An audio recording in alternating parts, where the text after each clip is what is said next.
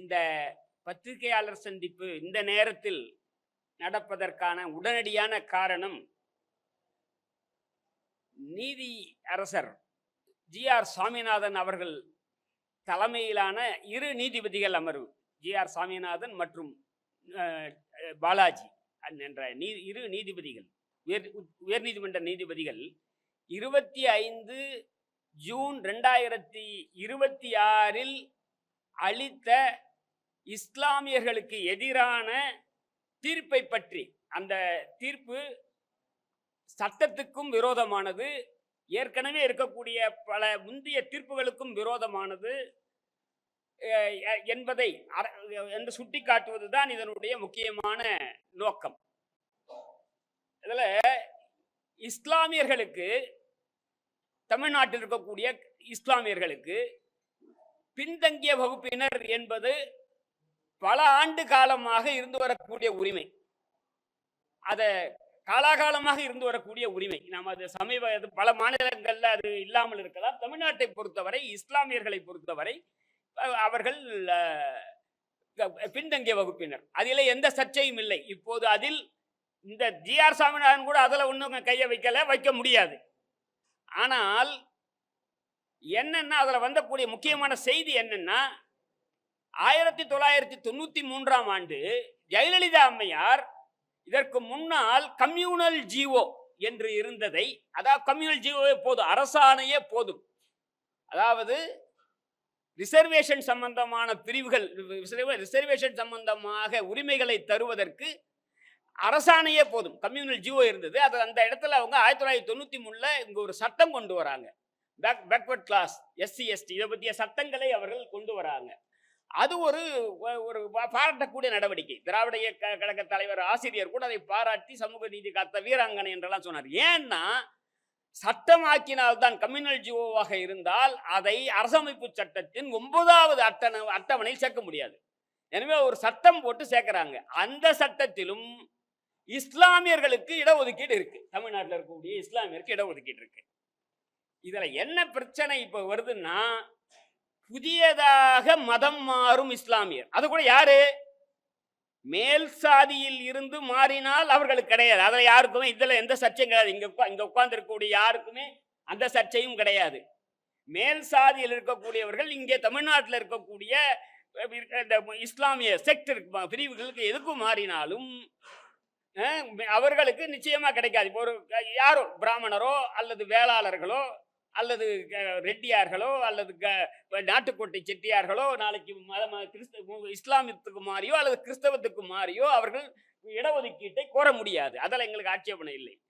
இப்போ அவர் என்ன சொல்றாருன்னா, இந்த தீர்ப்புல இதுக்கு பல இந்த தீர்ப்புல பல சர்ச்சைகள் இதுக்கு முன்னாடி இருந்துகிட்டே இருக்கு. என்னன்னா, புதியதாக மதம் மாறுபவர்கள், இந்து மதத்திலிருந்து இஸ்லாமுக்கு மாறக்கூடியவர்கள், பின்தங்கிய பிசி, எம்பிசி, எஸ்சியாக இருந்தாலும் அவர்களை புதுசா மாறுறவங்க, ஏற்கனவே இருக்கவங்க இல்ல, அவங்கள பிசியா ட்ரீட் பண்ணுமா, கருதப்படுமா, வேண்டாமான்றதுல தமிழ்நாட்டில் உயர்நீதிமன்றத்தில் மாறுபட்ட தீர்ப்புகள் இருக்கு.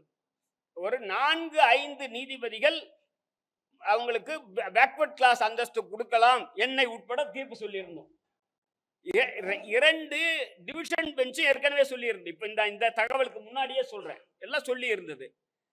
ஆனால் இந்த சர்ச்சை மீண்டும் மீண்டும் வந்து கொண்டே இருந்தது. அதுல ஒரு 2 நீதிபதிகள் இல்ல, ஏன்னா அந்த பேக்வர்ட் கிளாஸ் சட்டத்திலையும் சரி, அதுக்கப்புறம் இருக்கக்கூடிய அரசாணைகள்லையும் சரி, கிறிஸ்டியன்ஸுக்கு வந்து கன்வெர்டட்ன்ற வார்த்தை இருக்கு, இஸ்லாமியர்களுக்கு கன்வெர்டட்ன்ற வார்த்தை இல்லை. கன்வெர்டட் இஸ்லாம், கன்வெர்டட் டு இஸ்லாம்னா அவங்க கிடையாது. அப்படின்னா என்ன பொருள்னா, அவங்களே என்ன ஒத்துக்கிறாங்க, ஜி.ஆர். சாமிநாதன் உட்பட இந்த கருத்தை சொல்லக்கூடிய ஒரு நீதிபதிகளும், நான் இருக்கிறேன், ஒருவர் இருக்கிறார், ஒரு ஹிந்து இருக்கிறார், அவர் பேக்வர்ட் கிளாஸ், எம்பிசி, எஸ்சி, அவரு கிடையாது, அவர் ஒரு லப்பையாக மாறுகிறார் அல்லது மரக்காராக மாறுகிறார், அவருக்கு இடஒதுக்கீடு கிடையாது, அவர் ஏற்கனவே பிசி தான், எம்பிசி தான், எஸ்சி தான். ஆனால் அவருடைய சந்ததியினர் பிசி, எம்பிசி, அதை என்ன அவங்க பிசியா வருவாங்க அப்படின்றாங்க.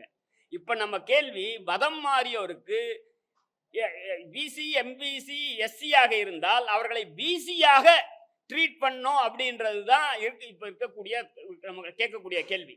அது ரெண்டு முக்கியமா சொல்லணும். நான் வந்து ஜெயலலிதா அம்மையார் வந்து கொண்ட சட்டத்தை சொன்னேன்.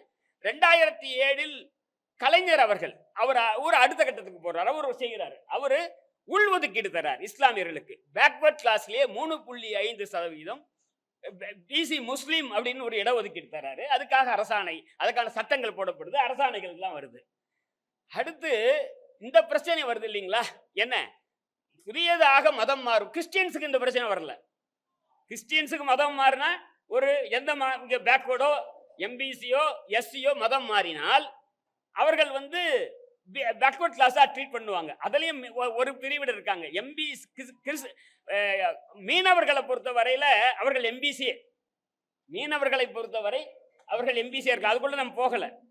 இப்ப முஸ்லிம்களை பொறுத்த வரைக்கும் புதியதாக மதம் மாறுபவர்களுக்கு அவர்கள் எஸ்சியா ஷெட்யூல் காஸ்டாக இருந்தாலும் கூட அப்படி இல்லை அப்படின்ற இந்த பிரச்சனையெல்லாம் பல தீர்ப்புகள் மாறி மாறி மெஜாரிட்டி வந்து அவங்களுக்கு சர்டிஃபிகேட் கொடுக்கணும், பிசி சர்டிஃபிகேட் கொடுக்கணும்னு இருந்தாலும் இது ஒரு இருக்கிற தொட்டு பழைய திமுக அரசாணை 31 backward class, most backward class, minorities welfare department வந்து 2024 ஜிஓ 31 வந்து வெளியிட்டு தெளிவுபடுத்துறாங்க. மதம் மாறிய யாரு பார்வர்ட் கம்யூனிட்டி தவிர்த்து மதம் மாறுபவர்களுக்கு பேக்வர்ட் கிளாஸ் அந்தஸ்து கொடுக்கப்படும் என்று கொடுக்கறாங்க. அது 2024. அப்போ ஜிஆர் சுவாமிநாதன் அவர்கள் இதுக்கு முன்னாடி அதுக்கு மாறுபட்ட தீர்ப்புகள்லாம் இருந்து பாருங்க. அந்த தீர்ப்புகள்ல கூட அவங்க என்ன சொல்றாங்கன்னா ஜிஓ போடலன்னா சொல்லியிருந்தாங்க அந்த நீதிபதி. இதே நீதிபதி ஜிஆர் சுவாமிநாதன் 2022 அக்பர் அலி என்கின்ற டிஎன்சி டீநோட்டிஃபைட் கம்யூனிட்டியை சேர்ந்தவர் இஸ்லாமுக்கு மதம் மாறும்போது அப்ப 2022 அவர் ஒரு தீர்ப்பு சொல்றாரு. அப்ப 2024 அரசாணை இல்லை, அதனால நீ மதம் மாறினால் கிடையாது, தமிழ்நாட்டில் அரசாணை இல்லை, அதனால மதம் மாறினால் கிடையாது, உன்னுடைய பிற்கால சந்ததிக்கு ஒன்னா இருக்கும்னு 2022 சொல்றாரு. உடனே 2024 இப்போ அரசாணை வந்துடுது இல்ல.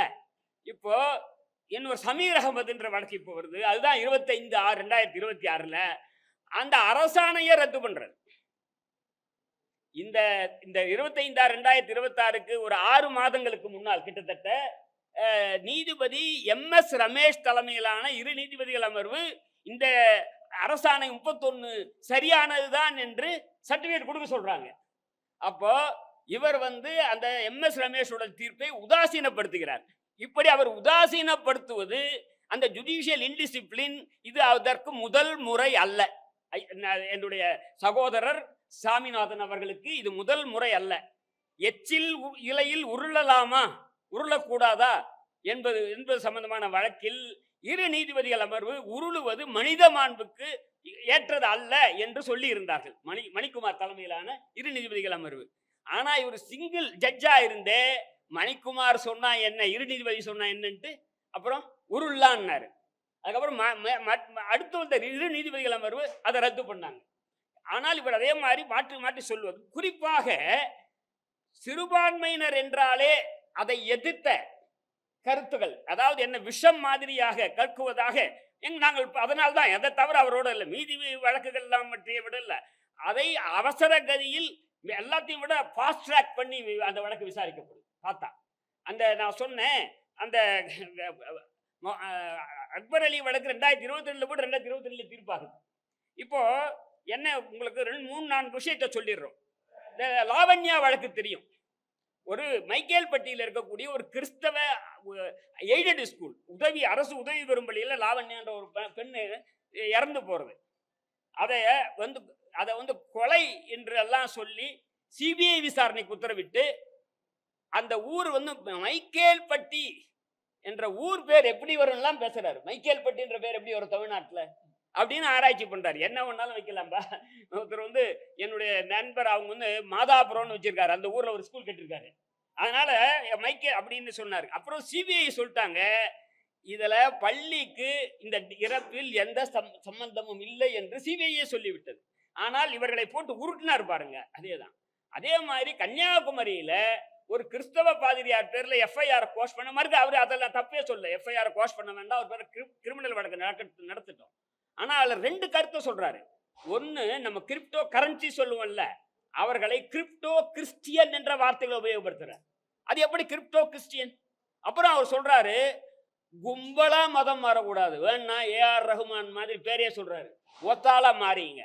ஏங்க, அண்ணல் அம்பேத்கர் லட்சக்கணக்கான மக்களுடன் மதம் மாறினார். ஏனென்றால் அது அரசமைப்பு சட்டம் தரக்கூடிய உரிமை, எது கொண்டாலும் மாறலாம். அவங்க புத்தத்துக்கு மாறினார். எனவே இப்படி அவர் சொல்ற அது என்னதான் அவருடைய இருக்கு. அதை அடுத்து திடீர்னு ஒரு நாள் பக்ரீத்துக்கு முந்தின நாள் ஆடு மாடு கோழி எதுவும் விட்ட வெட்டக்கூடாது. எங்க வெட்டணும்? ஸ்லாட்டர் ஹவுஸ்ல போய் தான் வெட்டணும்.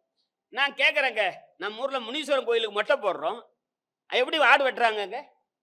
இப்ப இந்த ஆடி மாதம் பெரியபாளையத்தில் ஞாயிற்றுக்கிழமை ஆயிரக்கணக்கான ஆடுகள் வெட்டி ரத்த வெள்ளம் ஓடும். நீங்க தயவு செய்து இங்க இருக்கக்கூடிய ஒரு 50 கிலோமீட்டர் தூரத்தில் இருக்கக்கூடிய பெரியபாளையம், திருவள்ளூர் மாவட்டத்தில் இருக்கக்கூடிய பெரியபாளையத்துல மக்களின் நம்பிக்கை. இதை எதிர்த்து ஜெயலலிதா அவர்கள் நடவடிக்கை எடுத்து சட்டம் போட்டு போட்ட சட்டத்தை வித்ரா பண்ணிக்கிட்டாங்க.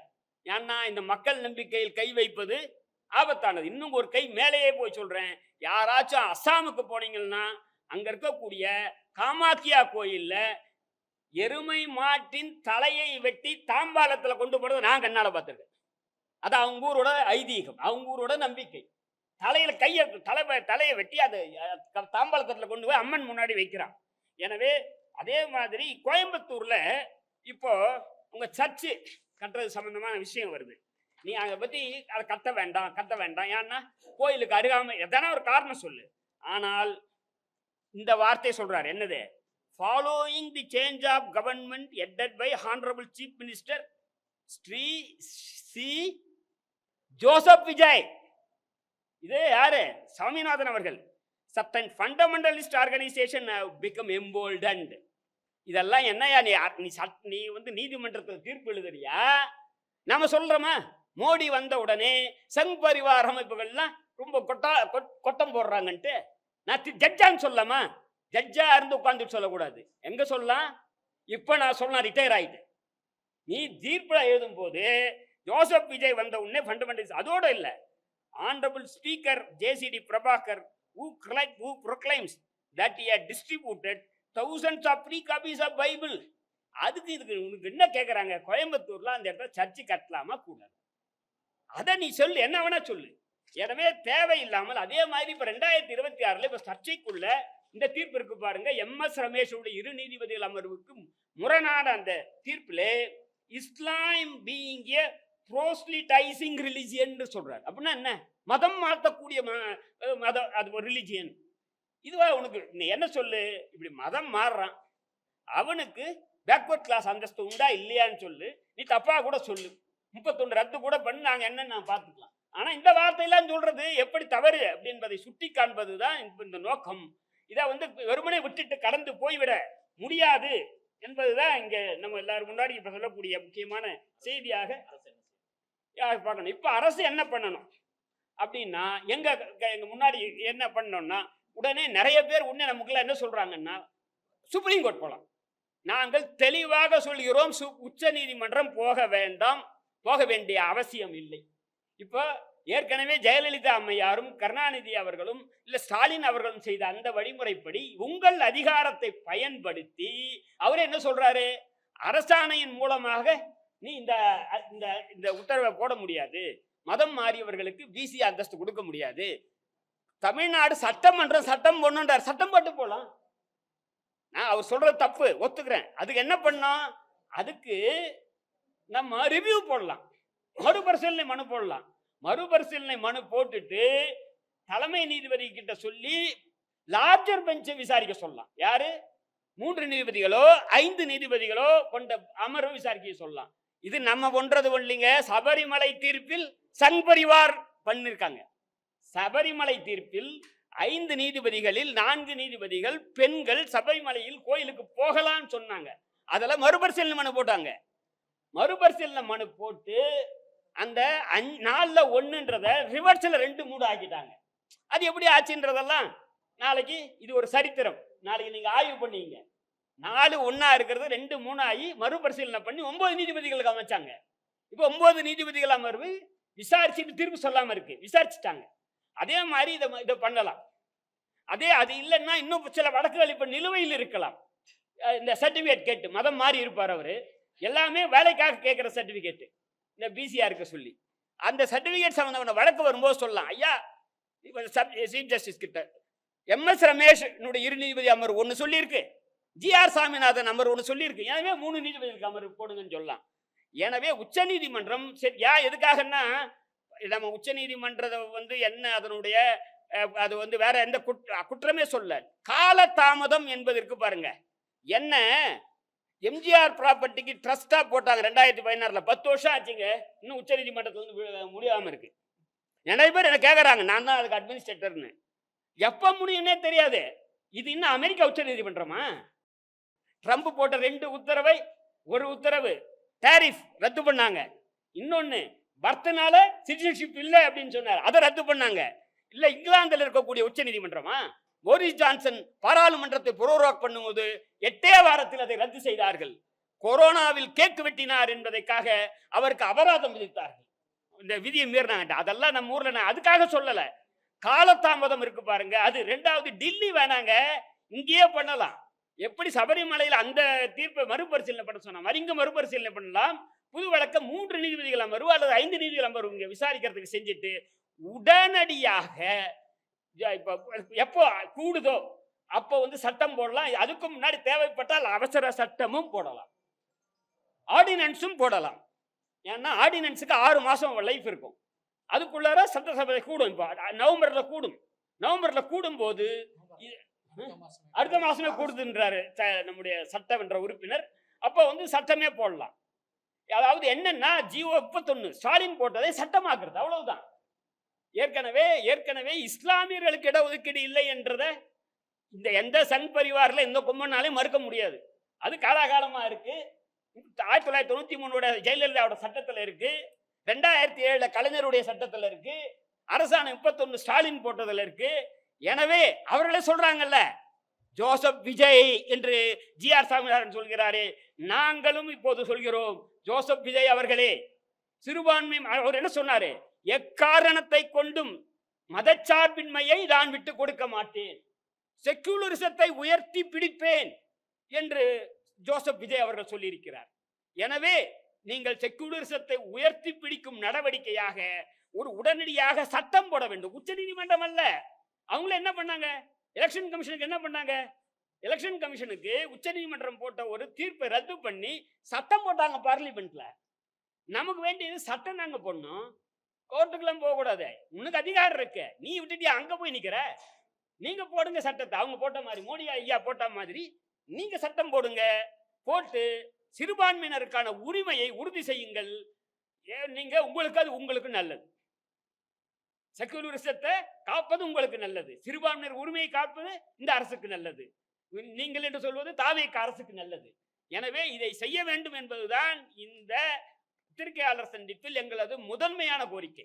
உச்ச நீதிமன்றத்திற்கு வழக்கு அவங்க அப்பீல் போகக்கூடாது, போயிருந்தால் அதை வித்ட்ரா பண்ணிக்கிட்டு சட்டம் போட்டுட்டு இங்கே இந்த தீர்ப்பை மறுபரிசீலனை செய்வதற்கு. ஏன்னா ஏற்கனவே எம்எஸ் ரமேஷோட 2 நீதிபதிகள் அமர்வு வேறு தீர்ப்பு சொல்லி இருக்கு, நீ வேறு தீர்ப்பு சொல்றன்னா அதை லார்ஜர் பெஞ்சுக்கு அனுப்புங்க அப்படி என்றதை கேட்கலாம். இது போல இன்னும் வேற வழக்குகள் இப்ப நிலுவையில் இருந்தால் அந்த வழக்குகளையும் 3 நீதிபதிகள் அமர்வுக்கு இல்ல 5 நீதிபதிகள் அமர்வுக்குன்னு கேட்கலாம். அதெல்லாம் நம்ம தோல்வி கண்டோம்னா அப்ப போறதை பத்தி யோசிக்கலாம். தோல்வியே சாத்தியமே இல்லை, ஏன்னா அதுக்குள்ள சட்டம் வந்தாச்சு.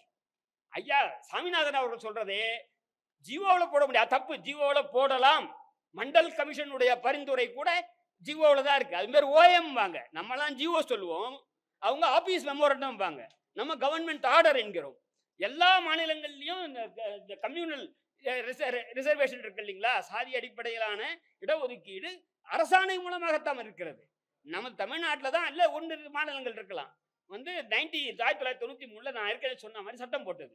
எனவே இப்போது எங்களுடைய பிரதான கோரிக்கை, ஒரே கோரிக்கை, இப்போ இங்க இருக்கக்கூடிய திரு ஜோசப் விஜய் அவர்கள் முதல்வர், தாவேகாவினுடைய தலைவர்களுடைய கோரிக்கை என்னன்னா, நீங்கள் செக்குலரிசத்தை காப்பதற்காக, மதச்சார்பினை காப்பதற்காக, சிறுபான்மையினர் நலனை காப்பதற்காக உடனடியாக நீங்கள் மதம் மாறும் இஸ்லாம் மதத்துக்கு மாறக்கூடிய பிசி, எம்பிசி, எஸ்சி ஆகியோரை பிசியாக ட்ரீட் பண்றோம். பிசியா தான், எஸ்சியான்னு மாறினாலும் பிசி தான், எம்பிசியான்னு மாறினாலும் பிசியாக ட்ரீட் பண்ணுன்றது தான். இதுல இந்த இந்த ஒரு இடத்துல நான் 2 விஷயத்தை சொல்லிடுறேன். ஃபார்வர்ட் கம்யூனிட்டி கிடையாது, திருமணத்தால கிடையாது. ஃபார்வர்ட் கம்யூனிட்டி இருக்காரு, அவர் இஸ்லாமியரை பொண்ணை கல்யாணம் பண்ணிட்டாருன்னா அவரு பேக்வர்ட் ஆகிட மாட்டார்.